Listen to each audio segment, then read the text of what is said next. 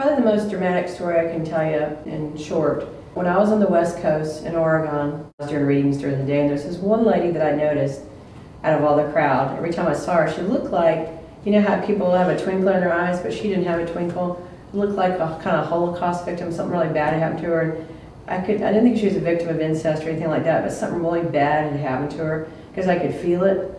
And the next day I had 6-hour sessions lined up. The first person that came in the door was, of course, this lady who I had no idea that signed up for an appointment. And right as I opened the door, my stomach starts tightening up. And I thought, oh God. I don't know what happened to her, but it was really bad because I could feel it. And I didn't want to scare her because she's a really nice lady. So she comes in, and I have her chart already done. And she has her questions written down on a piece of paper, and I just fold them up because I don't look at them because I'm going to go into trance. And so the minute I close my eyes and I get her to say her name and her birth date, it's kind of like a motion picture. It's like a tunnel begins to open up and you can see right here. Can't see anything here, but just right ahead. I started seeing a small hatchet, like if you and I are chopping up kindling wood, and it's going really fast.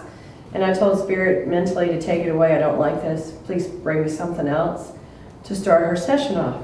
And so a little boy appears and his name's David. And I said, David's here, and she starts crying. And I said, David has brown hair, and his hair sticks up. It looks kind of like alfalfa. He's got little brown eyes, little freckles on his face. He's a cute little kid. He's like 4 or 5, and he shows me his bedroom. In his bedroom, he has like a little yellow duck. And I said, he's got a bench that you and he made together, a special bench out of myrtle wood, which is indigenous to Oregon, not here. But it's just the perfect size for him to sit out and look out the window. And out the window, there's a little garden that you and David planted with all his favorite little things in it.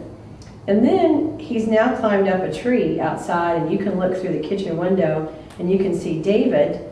And there's a little dog named Spunky or Sparky, and David thinks it's really funny because the dog can't climb the tree, and he's like yelling at the dog, and the dog's yapping. And David's having the best time, but he came in today because he's in the world of spirit, but he wants you to be okay with it, that he is fine now. And can you be okay with the fact that he's in spirit and you're not?